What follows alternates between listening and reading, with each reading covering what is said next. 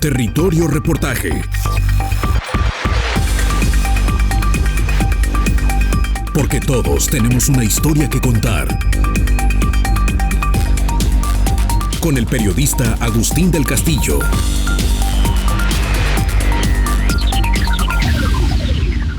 Jalisco se interrumpe territorialmente en el municipio de Tequila, de su región Valles. Luego penetra en territorios de los estados de Zacatecas y sobre todo Nayarit. Se requieren casi 40 kilómetros de trayecto para que su región norte aparezca. Es evidentemente una anomalía. Ningún mapa reconoce un problema que existe y que dejaría a toda una región de más de 10,000 kilómetros cuadrados en un limbo jurídico. De jure, la Carta Oficial del Estado de Jalisco establece un corredor de 46 kilómetros de largo por 25 kilómetros de ancho, aproximadamente, que uniría a la región Valles de Jalisco, esto es, el municipio de Tequila, con el norte en el municipio de San Martín de Bolaños. Pero desde hace décadas se documenta que se trata de un territorio ficticio. Un estudio realizado en la Secretaría General de Gobierno a finales de los años 90 del siglo XX ya reconocía que el estado de Nayarit administra en más de 2,700 kilómetros cuadrados de la zona, lo que lo hace colindar con el estado de Zacatecas. Respecto a este último estado, no se tiene un cálculo preciso sobre su posible ocupación de territorio que sería presuntamente jalisciense. Hay otros 300 kilómetros cuadrados del municipio de Mezquitic, Jalisco, que se pretende llevar, al menos desde el año 2016, el municipio nayarita de El Nayar y afectar, de pasada, a la comunidad birrárica de Tateiquie o San Andrés, lo que derivó en una controversia constitucional que no ha llegado a término. El fenómeno explica al menos en parte el histórico abandono en que los gobiernos jaliscienses han tenido a la zona, pero también se trata de una causa. Al haber marginación e indiferencia jalisciense, muchos de los vecinos asumen como natural o recibir servicios de los estados vecinos, como lo muestra la excelente red de caminos que han tendido de forma conjunta Florencia, Zacatecas y la Yesca Nayarit, o bien no recibir ningún servicio. En todo caso, son servicios precarios y frecuentemente de mala calidad. No obstante, esta situación, Jalisco ha sido reacio a aclarar la situación limítrofe, pues ello implicaría un fuerte golpe al statu quo reinante, independientemente de que muchos de los vecinos atendidos por los otros estados no sienten ya una identidad jalisciense, con la excepción notable de los pueblos birráricas o huicholes, que se han apoyado en su origen jalisciense para defender sus tierras de invasores nayaritas, duranguenses o zacatecanos. De acuerdo a los mapas oficiales de Jalisco, los poblados de Apozolco y Cortapico deberían pertenecer al municipio de San Martín de Bolaños, por ejemplo, y el de Puente de Camotlán e incluso Guajimic al de Bolaños. Los mapas oficiales de Nayarit los establecen dentro del enorme municipio de La Yesca y en los hechos es esta demarcación en la que pagan impuestos sus habitantes. Algunos ya no reclaman otra cosa que reconocer los hechos y asumir que no puede existir una entidad federativa sin continuidad territorial.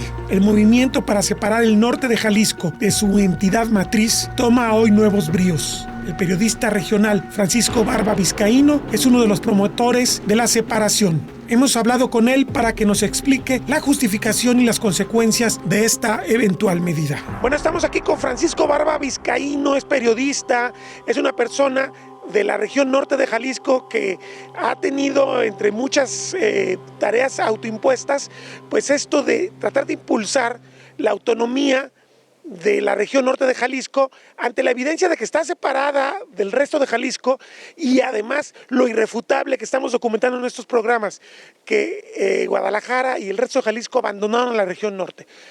Paco, muchas gracias por darnos esta entrevista y platícanos primero, ¿cómo nace esta idea de la separación en la región norte de Jalisco? Agustín, buenos días. Mira, has de recordar que estuve yo actuando y colaborando con algunos medios de Jalisco, saqué notas respecto a eso, y en mis andares por la zona norte me voy dando cuenta de que está separada, y efectivamente, en mis investigaciones, que está plasmado en el libro que te regalé, se demuestra que la zona norte, mi querido Agustín, está separado desde 1867, cuando Benito Juárez era presidente de la República. Cuando se conforma el territorio federal de Tepic. Y el territorio militar para combatir a Manuel Lozada, que era gente de Maximiliano. Estaba aliado al imperio, claro. Sí, Maximiliano. A partir de ese momento, no sé si se dieron cuenta o se hicieron sordos, pero la Yesca Nayarit colinda con Florencia, Zacatecas. Es un pedazo como de 40 kilómetros que ahí está. Es un hecho, pero en Jalisco nadie se atreve a reconocer. Pero los presidentes municipales de San Martín, de Bolaños, de La Yesca y de Florencia, siempre lo han dicho. Ahí nace, digamos, el tema limítrofe que nunca se resolvió. A ver, ¿por qué no se resolvió nunca? O sea, tú has investigado mucho de este tema durante 40 años. Sí, mira, no se resolvió porque la última mesa de diálogo que se estableció fue con Samuel Fernández Ávila, el notario actualmente, que era diputado, con Cosío Vidaurri. Hace más de unos 30 años, más o menos. Forman esta mesa y van a Nayarit, hacen una reunión allá donde el síndico de La Yesca, en ese tiempo era funcionario del gobierno, era diputado, y yo lo entrevisto. Y me dice que no se logró hacer nada porque Jalisco quería todo y no le daba nada ya a Nayarit, cuando este terreno pues es de Nayarit siempre. Incluso si tú vas a todas esas comunidades, el Apozolco, el Cajón, la Lobera, todo eso, toda la gente tiene credenciales de elector de Nayarit, hacen todos sus trámites en Nayarit y además la misma presidenta de San Martín de Bolaños reconoce todo eso como de Nayarit. Ahora, no se resolvió y además está el otro tema, que ustedes siempre le han reprochado a Guadalajara, al gobernador, que parece gobernador de Guadalajara, como dice el geógrafo Irineo, que no hay atención para la zona norte. No sé si tenga que ver con que el límite interrumpe la relación, pero políticamente Guadalajara y Jalisco tienen responsabilidad administrativa y política con la zona norte todavía.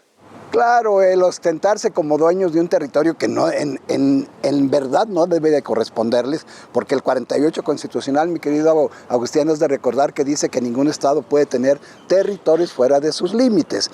Y este es el supuesto. O sea, no hay continuidad territorial, entonces no puede ser de Jalisco. No hay, solamente en cayos e islas, pero ni es el cayo ni es isla. Bueno, aquí incluso yo platicando con el entonces senador Ricardo Monreal Ávila me decía que esto debería ser territorio federal independiente, con visos a ser estado, y ahí representaría pues una deducción al presupuesto de Jalisco, que tendría benéfico para la zona norte de 4 o 5 mil millones de pesos, que si tú divides, mi querido Agustín, esa cantidad entre los habitantes de la zona norte representaría un promedio de 90 mil pesos per cápita.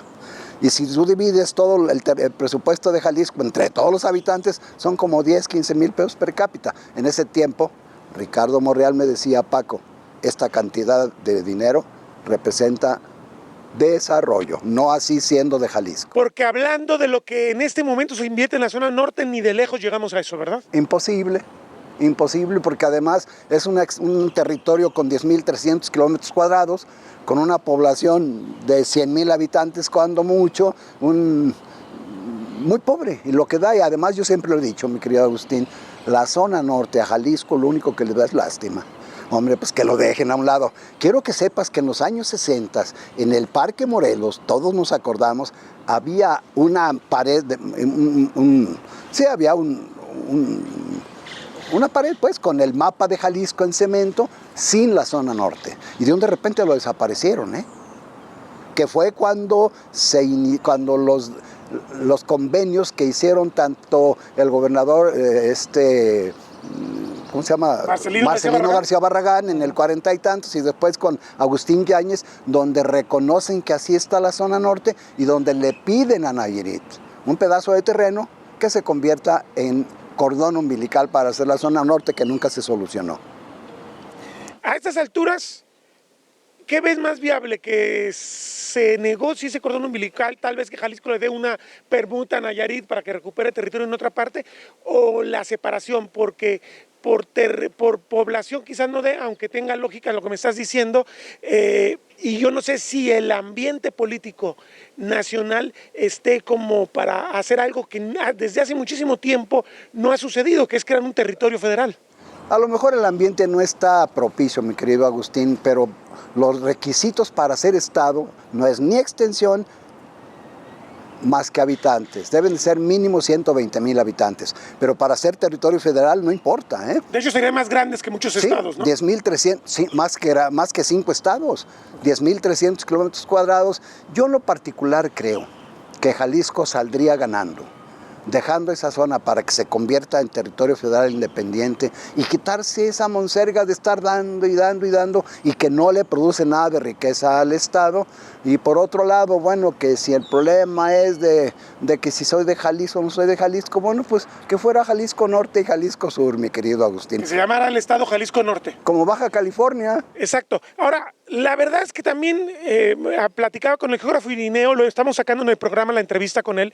Él comenta, y me parece muy lógico, si uno revisa la historia, la pasión que genera la identidad, el es mi territorio, el es mi a veces es absurda, porque quizás no tenga una lógica económica por lo poco que ofrece. Sin embargo, el estado de Jalisco, recordemos que en el pasado era mucho más grande y se ha sentido despojado por el gobierno federal, lo que ocurrió en su momento con Nayarit también. Entonces, quizás esto genera una resistencia muy grande de parte de Jalisco. Pero lo otro, a ver, si me quieres tanto, demuéstramelo con los hechos, ¿no? Bueno, recordar que Jalisco era parte de la Nueva Galicia y se fueron separando. Aguascalientes, mismo Zacatecas, Zacatecas, Colima, bueno, Aguascalientes incluso sabemos que fue un capricho de un expresidente, de Santana, ¿no? Que donde influyó mucho una famosa mujer famosa, la güera Bárbara Rodríguez. Muy célebre, claro. Muy célebre, mi pariente, pero bueno. La cosa es de que yo creo que sería muy saludable, mi punto de vista particular, que Jalisco se quite ese problema. Lo estamos viviendo ahorita con los plantones de los wixárikas, exigiendo atención. ¿Qué sucediera si la zona norte se convirtiera en Jalisco Norte, tuviera su propio presupuesto, su propio Congreso, sus propios diputados y manejara su propio recurso para darle desarrollo a esa región y no tenerla abandonada?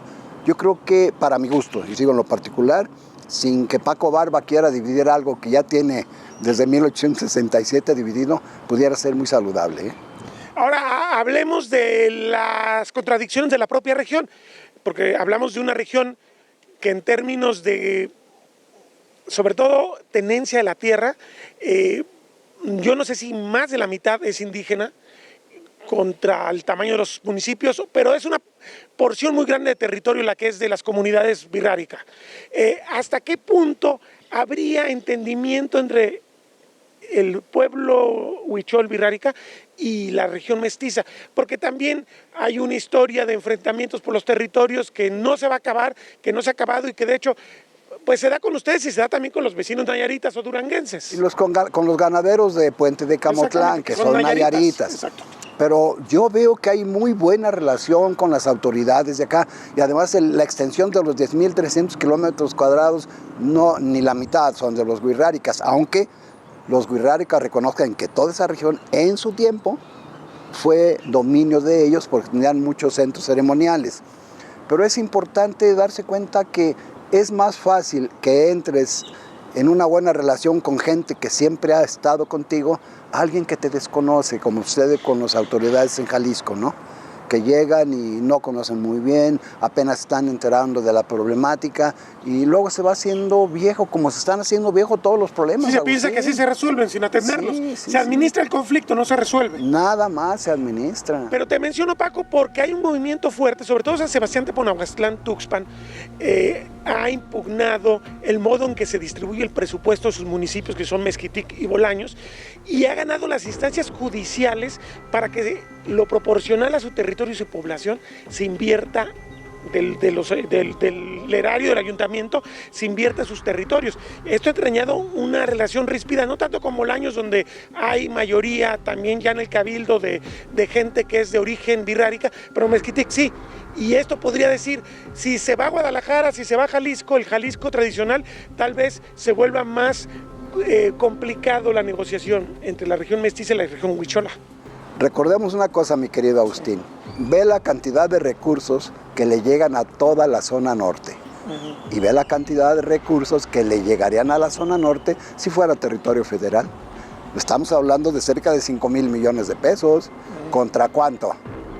¿1,000 millones o menos de 1,000 millones para todos los municipios? ¿Tú calculas que no se invierte más de 1,000 millones al año? No. Y hablando del nivel estatal y federal. Sí, pues sí. A fin de cuentas ve, y máxime ahora que redujeron tanto las participaciones a los municipios. Pero imagínate hablar de 5,000 millones de pesos que le reducirían al presupuesto de Jalisco, más todo lo que pudiera venir. de otras dependencias de lo federal, el establecimiento de delegaciones federales en la región. O sea, sería desarrollo y yo creo que pudiera más fácilmente distribuirse más recursos para solucionar esos problemas, ¿no? Esa es mi opinión.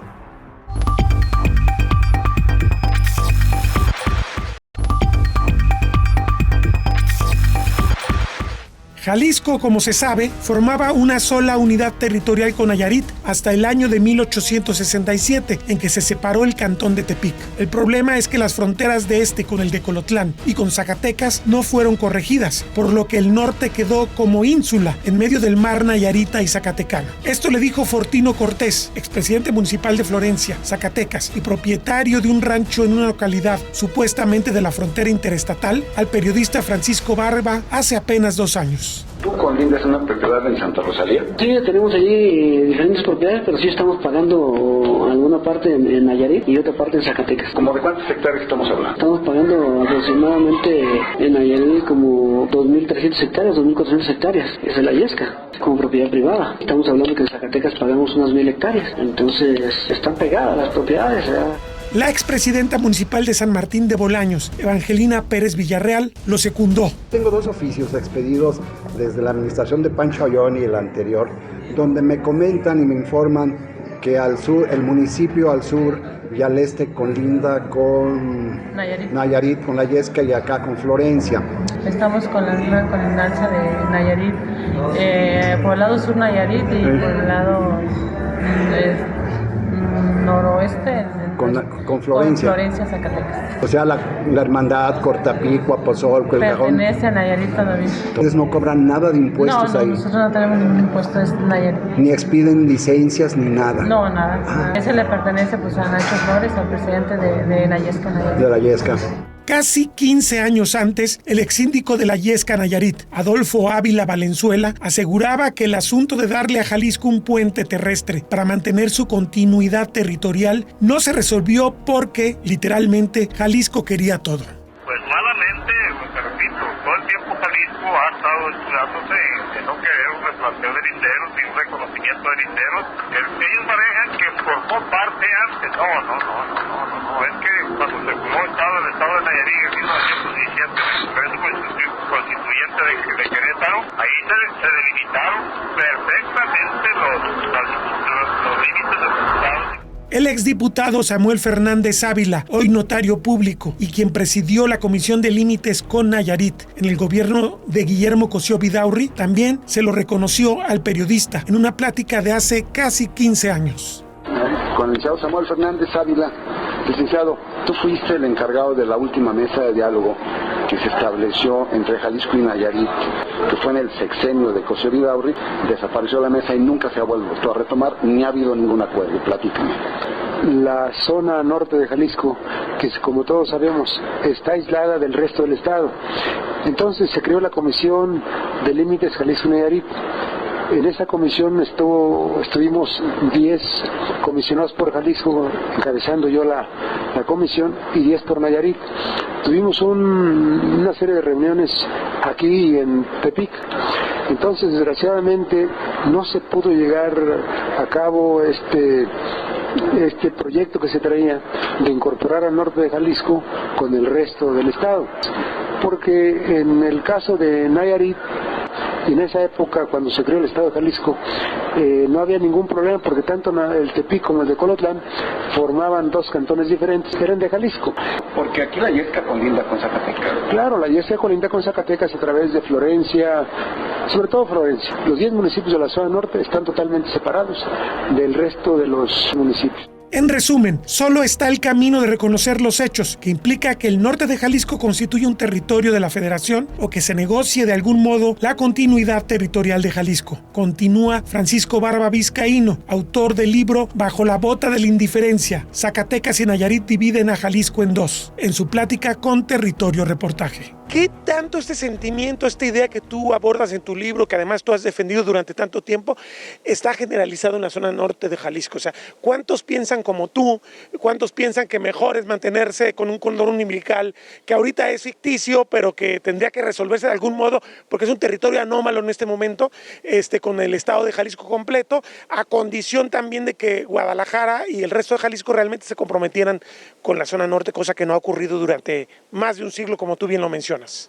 Mira, todavía hasta hace unos años, muchísimos huirráricas de gran presencia, como Juventino Carrillo de la Cruz y todos ellos, siempre me han insistido que cuando empezamos el movimiento, gente de ahí de Colotlán, directores de escuela, todos están muy interesados precisamente por eso, por el abandono que tiene la zona norte y que requiere ser autosuficiente. Manejarse por sí mismo, no estar a expensas Le va a ir mejor siendo autónomo que siendo parte de Jalisco, es la conclusión de ustedes. Definitivo, mi querido. Es mejor. Más vale solos que mal acompañados. Ahora, ¿cuál ha sido la reacción? Porque tú lo has platicado con varios gobernadores. ¿Cuál ha sido la reacción de los gobernadores de Jalisco cuando tú les planteas esto? Mira, a mí me dio tristeza. Con Enrique Alfaro fue una postura muy burlesca, diciendo que yo quiero dividir. Lamentablemente, Agustín, desconocen la situación geográfica del estado y eso es preocupante. Que vayan a hacer sus giras desconociendo la verdadera situación geográfica, que incluso no conocen a quién le pertenecen las carreteras para arreglarlas. Entonces es grave esa situación. Y no quiero decir de otras gentes porque estás en la UDG. No, la UDG es una entidad libre y pública, así que puedes decir lo que quieras. El mismo rector actual, le di yo un libro de los míos y me dijo lo mismo, delante de todos, queriéndome exhibir. ¿Cómo ven? ¿Paco quiere separar la zona norte? No, señor rector, qué vergüenza que no tengan esos conocimientos. O sea, tu argumento es que ya está separada, no tienes tú que separarla, ya se separó desde hace mucho. Tú lo sabes, y tú eres testigo de que está separado, Agustín. Has recorrido todo eso y si llegas a Cortapico, a Pozolco, al Cajón, sí, me ha tocado recorrer Nayarit. Es Nayarit, no es Jalisco. Entonces está separado, o sea, no está uno inventando nada. Ahora, poniéndonos serios, tienen un problema muy serio de seguridad en la zona. Se agravaría siendo autónomo, o sea, ¿cómo ves tú eso? O sea, yo sé que todo México está metido en esto, pero una región aislada y muy lejana, como que se propicia más que haya controles territoriales por parte del crimen, y eso no es calidad de vida para los habitantes del norte de Jalisco. ¿No habrá ahorita eso? Yo creo que al haber más recursos, mi querido Agustín, se puede atender más las problemáticas de las regiones. Cuando los municipios están esperando las limosnas del gobierno federal, no se hace nada. Ve todos los programas que desaparecieron, el 3x1, miles de programas que ya no están llegando. Entonces, si hubiera más dinero, forzosamente que sería mejor, porque podían distribuir más recursos para todos los programas y que se mejorara la situación de la zona norte. Esa es mi opinión. No hay dinero, hay problemas. Hay dinero, bueno, dicen que con pan. Por lo menos hay manera de exigir, a ver, te llegó el dinero, ¿dónde lo aplicaste? Ahorita no pueden ni reclamar eso porque no llega dinero. Pues no, ese es un problema muy serio y te digo, yo insisto, a mí no me interesa si se divide o no se divide, digo si se reconoce o no, porque una cosa, Agustín, clara, si el Senado, que tiene el escrito desde hace muchos años que presentamos, la Suprema Corte también, reconocieran, nada más con que reconocieran que la zona norte sí está dividida, en ese momento automáticamente pasa a ser territorio federal independiente. Lo cierto es que en el fondo esto es un reclamo, y hay que decirlo muy claro, por la calidad de vida marginal en que han dejado la región norte, y en ese sentido sí hay responsabilidad total del estado de Jalisco. Total. Y te digo, la verdad es que aquí esa ha sido la postura de muchos nosotros, después de casi 35 años de investigación, de todos los documentos que reuní, que tú tienes un libro, y bueno, pues la zona norte, pobrecita, tan lejos de Dios y tan cerca del gobierno de Jalisco. Esa frase es demoledora. Te agradezco mucho la entrevista que nos has No, ¿de qué, Agustín? Al contrario. Vamos a seguir aquí en este programa de Territorio Reportaje.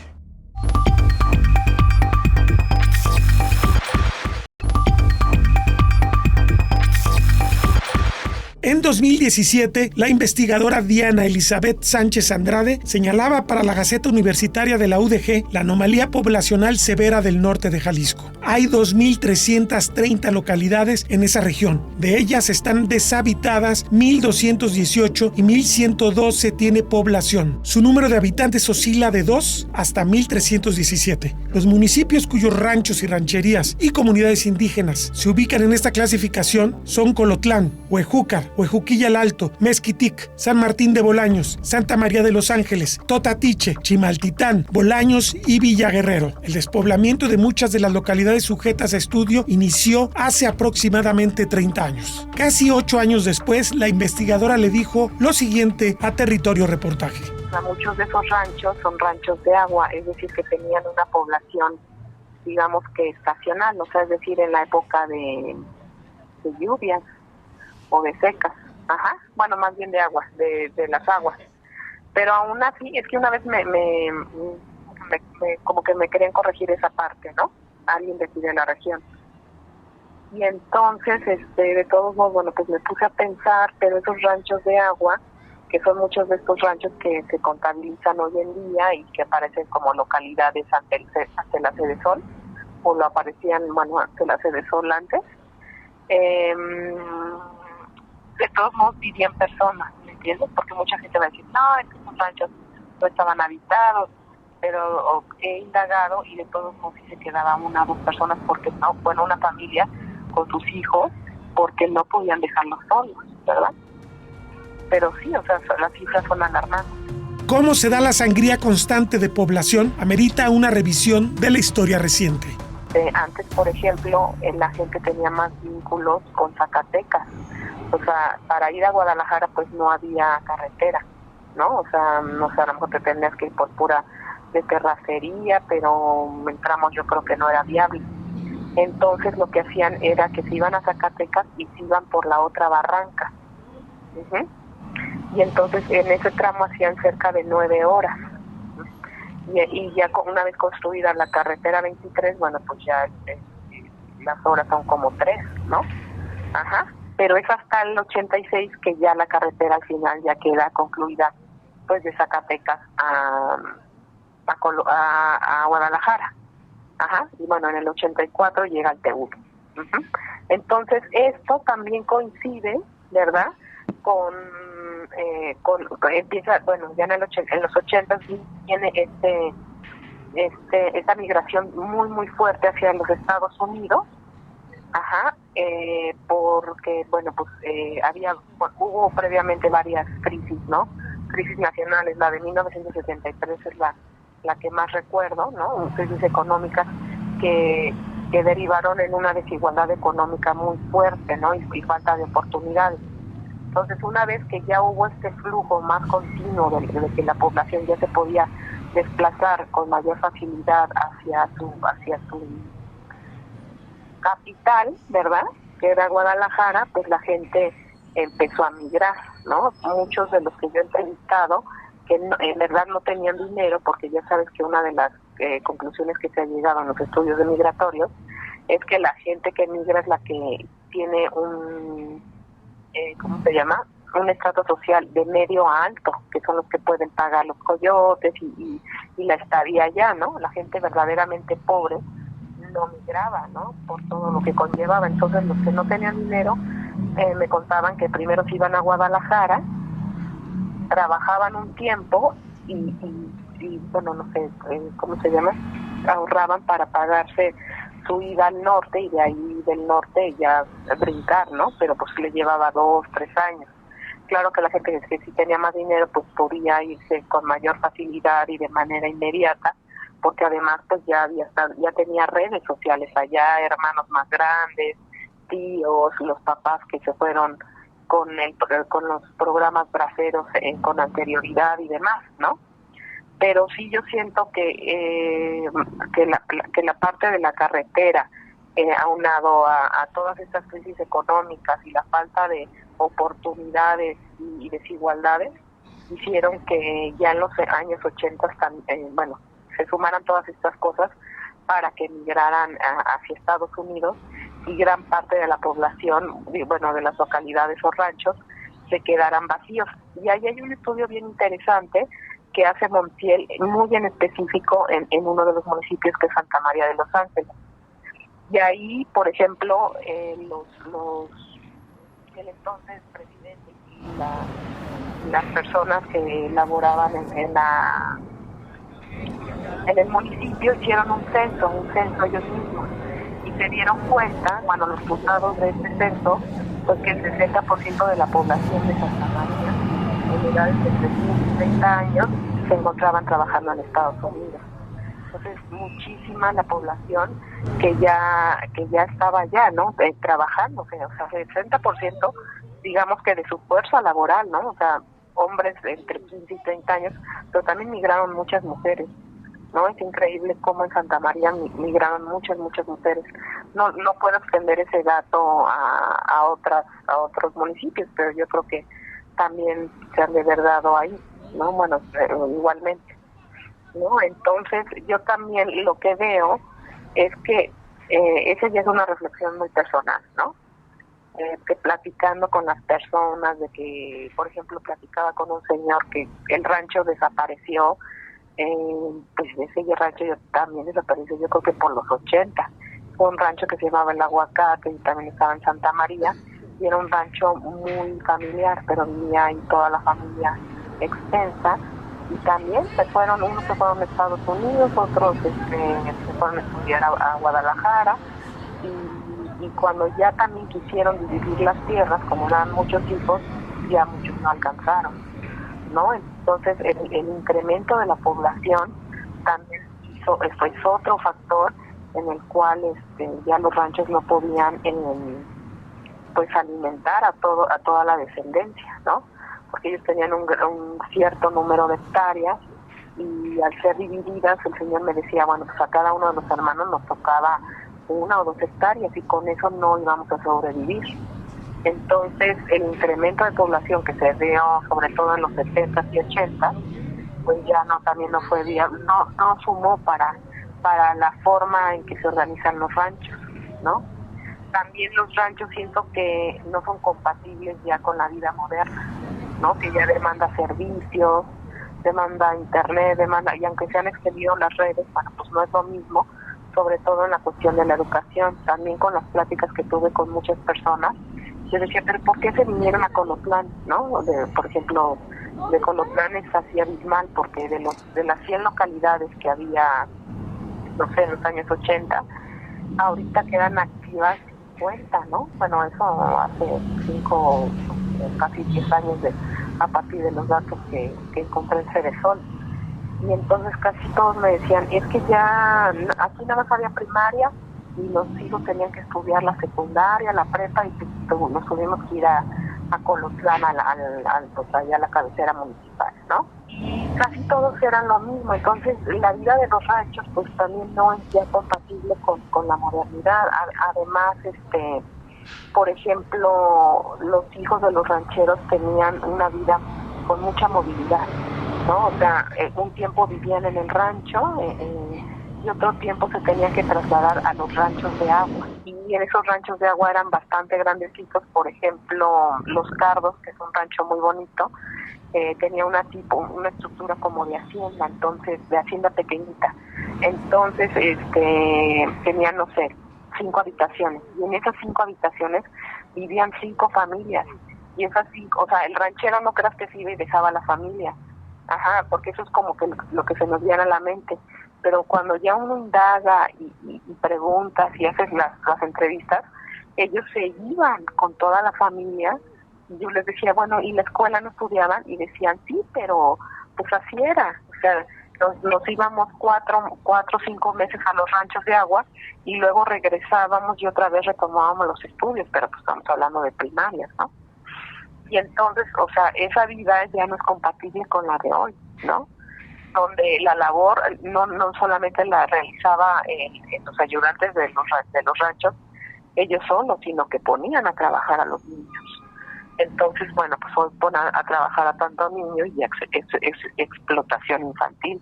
Entonces yo digo que esta manera de trabajar de la vida ranchera ya no es compatible con la vida moderna de hoy, ¿no?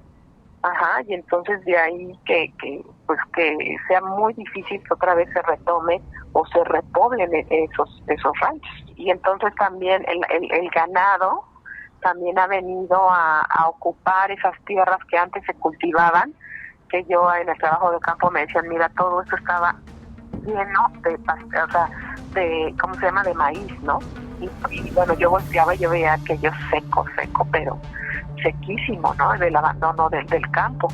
Y lo único que veías era pues a ganado ahí, ¿no?, de manera extensiva, porque aquí la ganadería es extensiva, ¿no?, que dejan al ganado pues libre en tierras muy amplias, ¿no? Entonces el ganado también ha venido a sustituir esas formas de vida, o sea, la ganadería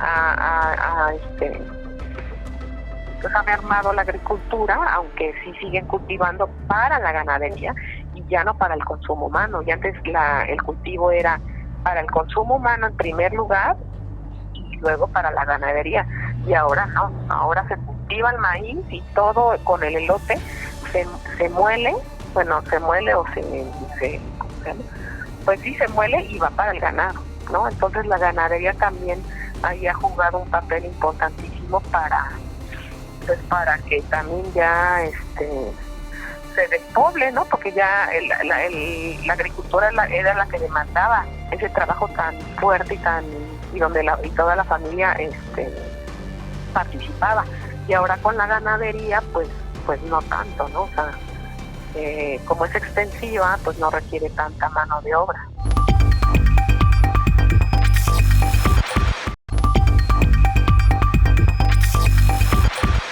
Hay que ir más lejos en la historia de los problemas territoriales que explican el aislamiento y abandono del norte de Jalisco. Retomamos la conversación con Víctor Manuel Telles Lozano, experto en la historia de la sierra y de la comunidad indígena de Guadalupe Ocotán, que hoy está en Nayarit. La cuestión es que, desde mi punto de vista, la historia del territorio huichol es más compleja de lo que se cree, ¿sí? Para poder hablar de los conflictos por tierras, yo me remito precisamente a la historia colonial, la conformación de las comunidades indígenas hacia el siglo XVIII, pero también un elemento que creo que se nos va de lado es la consideración de lo que antes era el estado de Jalisco, históricamente, ¿no? Lo que fue la Nueva Galicia, lo que fue el estado de Jalisco, por ejemplo, hasta 1824, los cambios administrativos que hay en la zona, y bueno, algo que también tendría que ver es la importancia de Jalisco como un ente político importante en pos del federalismo, ¿sí? Y entrando en franca competencia con el centro de México, de alguna manera esto hizo que, en definitiva, pues se hiciera una nueva administración territorial a nivel de estados. O sea, para debilitar un estado que era, Jalisco, como dicen, era muy bronco. Sí, pues que era Jalisco, bueno, la Nueva Galicia y el estado de Jalisco hasta 1824 era Jalisco, Nayarit, parte de Durango, Zacatecas, Aguascalientes, Colima, o sea, era mucho más extenso. Y de alguna manera tener un territorio tan extenso implicaba también cuestiones administrativas fuertes, ¿sí?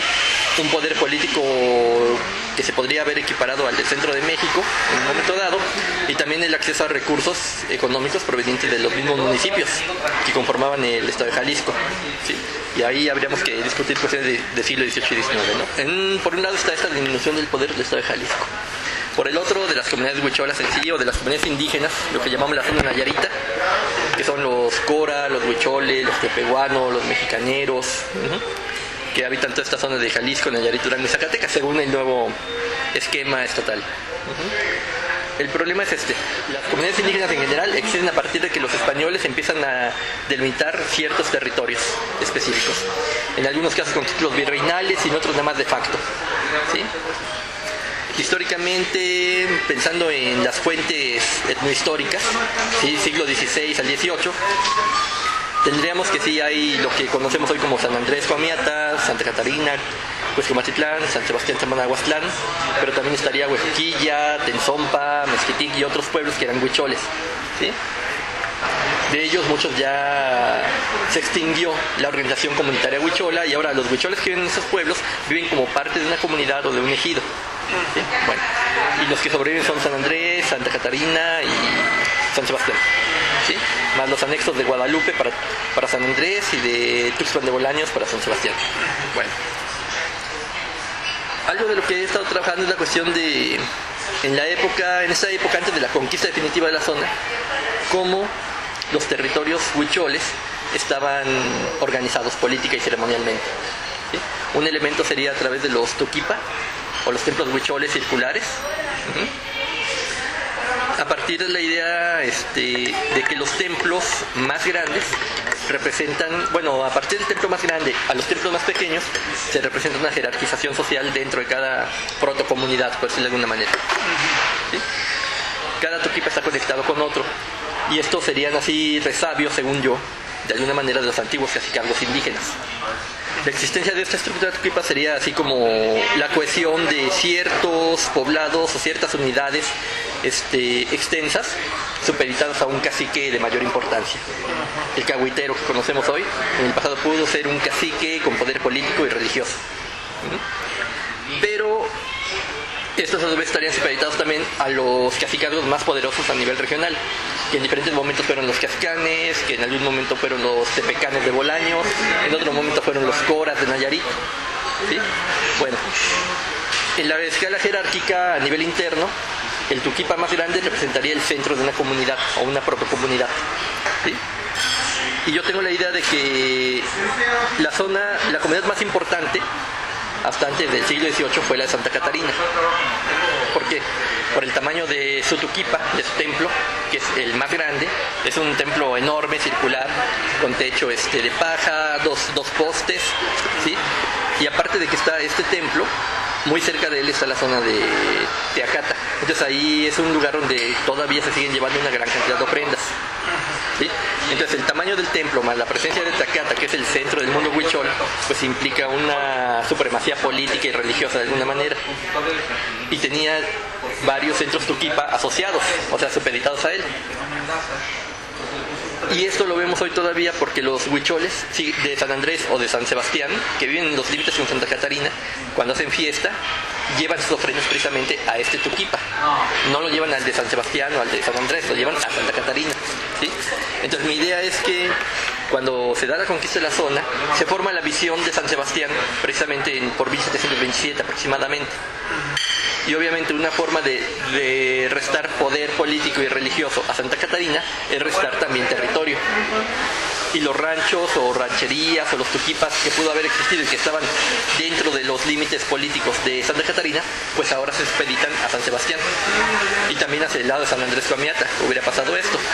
¿Sí? Artificialmente los franciscanos dotaron de poder a San Sebastián, instituyen la primera misión y desde esta misión se empiezan a evangelizar los otros pueblos, se le da mayor importancia política, según lo que yo estoy planteando, puede ser el primer lugar, aparte donde se forma el sistema de cargos civiles que ya existían originalmente, pero se fortalece del gobernador, el alcalde, el capitán, que es una orden, bueno, una organización civil y militar a la vez, pues instituye también la primera mayordomía formalmente.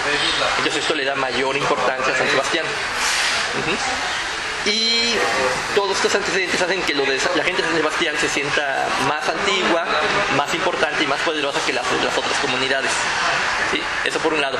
Esto haría que generaría conflictos entre las mismas comunidades, porque aún en el siglo XVIII tenemos la noticia de que Santa Catarina y San Sebastián están disputando linderos, y por eso ambos están pidiendo que haya una medición.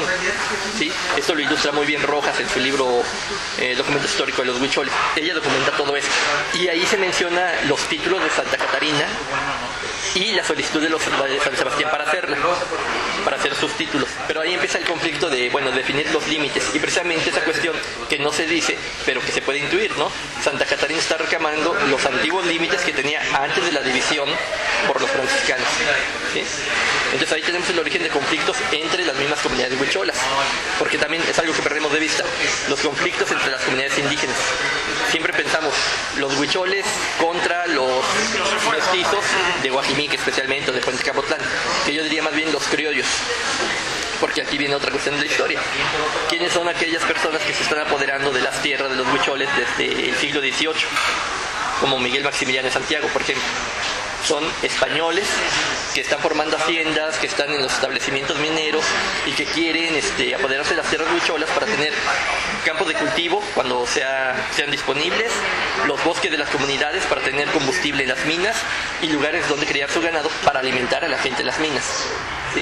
Entonces los descendientes españoles son los primeros invasores de la región huichola, por eso diría yo los criollos. Los mestizos yo diría que es el siglo XIX. Es parte del complejo cultural de lo que algunos antropólogos como Phil Weigand, mi maestro, decía la zona nayarita. Jesús Jauregui prefiere hablar del Gran Nayar.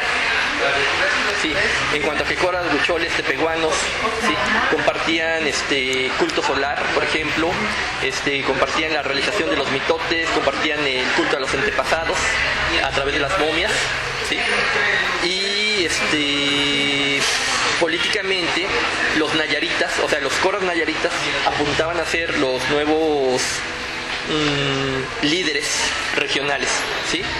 Ellos recibían, hasta 1722, recibían tributo tanto de los huicholes como de los tepehuanos, ¿sí? Entonces esto apunta a una unidad política muy interesante.